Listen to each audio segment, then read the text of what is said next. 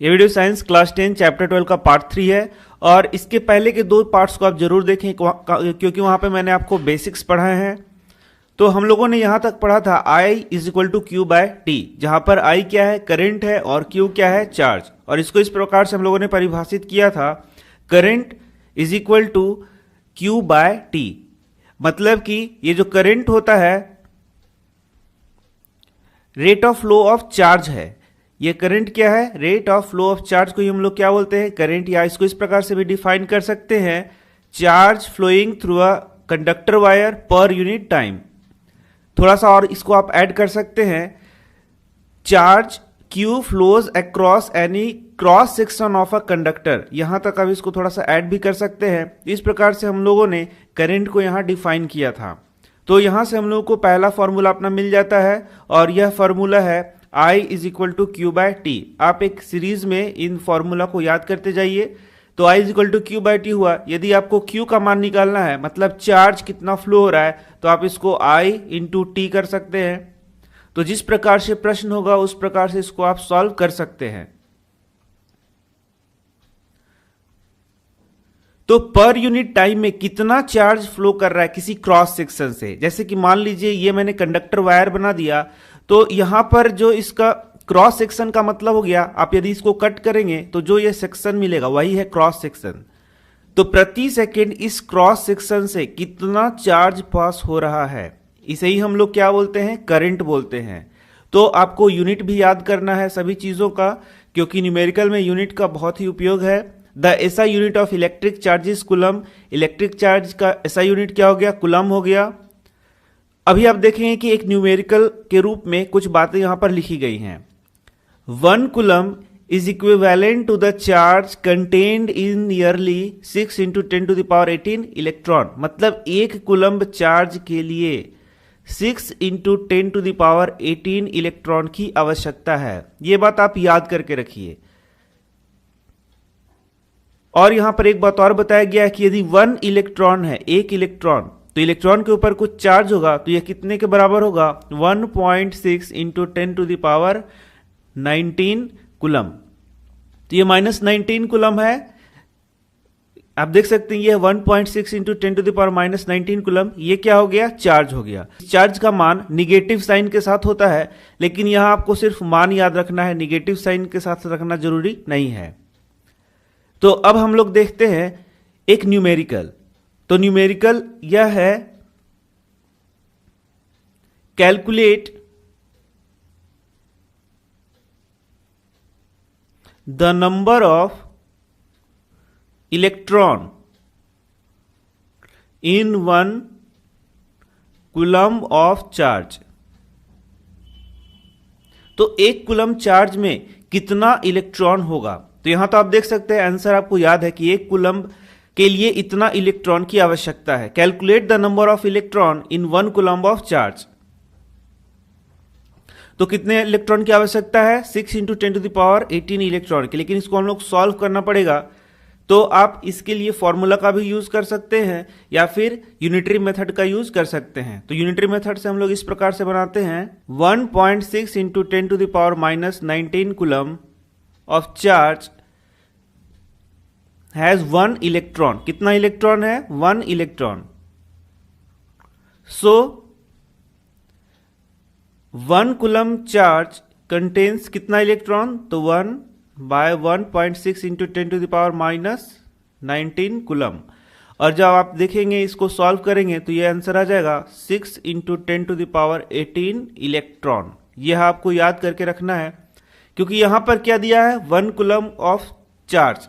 कभी आपको 0.1 coulomb charge दे सकता है, कभी 0.01 कूलम चार्ज दे सकता है। तो यहां पर ये अंतर आते जाएगा और आपको यहां पर ये इलेक्ट्रॉन का संख्या बदलते जाएगा। इस प्रकार से ये बहुत ही फेमस एक न्यूमेरिकल है जो कि बहुत बार पूछता है एग्जाम में। इसे आप अपने हेल्प बुक से अच्छा से बना सकते हैं। तो जैसा मैंने बताया कि यहां पर यूनिट हम लोग को जानना है, तो Q का यूनिट क्या हो गया, कूलम। इसी प्रकार से I का यूनिट क्या है, एम्पियर। आप देख सकते हैं कि I को एम्पियर में, ऐसा यूनिट क्या है, एम्पियर। इसको एम्पियर में मेजर करेंगे और यह एम्पियर नाम किसके नाम पे पड़ा, एंड्रे मैरी एम्पियर के नाम पर यह पड़ा था। तो यहां से एक और प्रश्न आता है, व्हाट इज 1 एम्पियर? ये बहुत ही फेमस प्रश्न है। 1 एम्पियर क्या होता है, 1 कूलम्ब क्या होता है, बहुत सारा इस प्रकार का प्रश्न आपको पूछा जाता है, तो आप हेल्प बुक से थोड़ा इसको देख सकते हैं।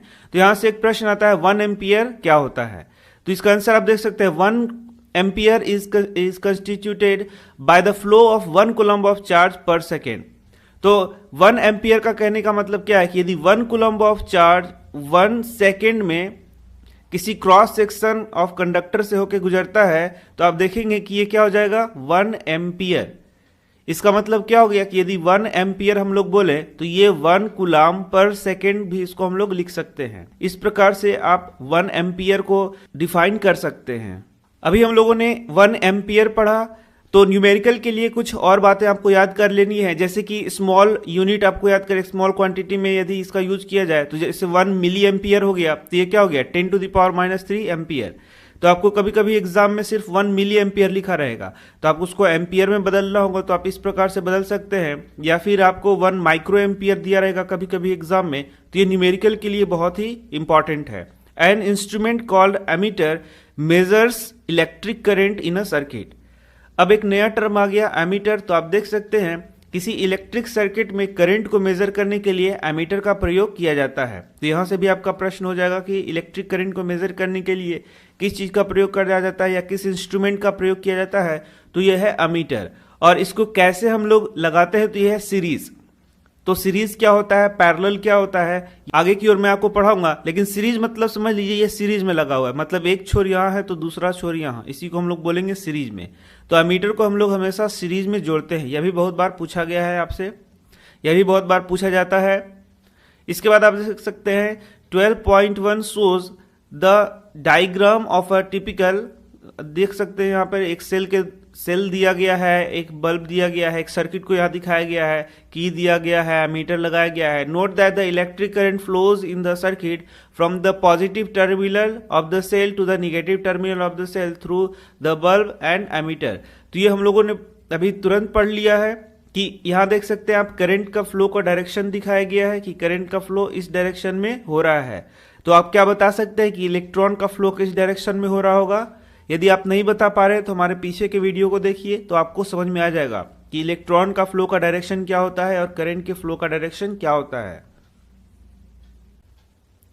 तो आप देख सकते हैं यहाँ न्यूमेरिकल एक बताया गया है, a current of 0.5 ampere is drawn by a filament of an electric bulb for 10 minutes.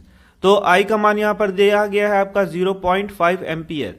यदि यहाँ पर मिली एम्पियर होता या फिर माइक्रो एम्पियर होता तो उसको आपको एम्पियर में चेंज करना होता, लेकिन यह एम्पियर दिया इसलिए आपको चेंज नहीं करना है। फिर यहाँ आप देख सकते हैं 10 मिनट्स के लिए इसको पास कराया गया है, इस करंट को 10 मिनट्स के लिए पास कराया गया है। तो यहाँ मैं टी का आपको ऐसा यूनिट बताना भूल गया, टी का ऐसा यूनिट होता है सेकेंड। तो जब भी ये घंटा में, आवर में दिया रहे, मिनट में दिया रहे, तो आपको इसको सेकेंड में बदलना होगा। तो 10 × 60 सेकेंड हो गया ये। तो आपको फॉर्मूला पता है, I = Q/T, या फिर बोल सकते हैं Q = I × T। तो ये I क्या है आपको पता है और T क्या है पता है, तो इनका जब आप गुना करेंगे तो आपको पता चल जाएगा 300 कूलम चार्ज। तो अभी मैं एक आपको प्रश्न देता हूं, आप बताइए कि यदि 300 कूलम चार्ज है, उसके लिए कितने इलेक्ट्रॉन की आवश्यकता पड़ेगी। तो आप इस प्रश्न को बनाएं। तो मैं मिलता हूं आपसे नेक्स्ट वीडियो में। नेक्स्ट वीडियो में हम लोग आगे की ओर बढ़ेंगे और आगे के टॉपिक्स को पढ़ेंगे।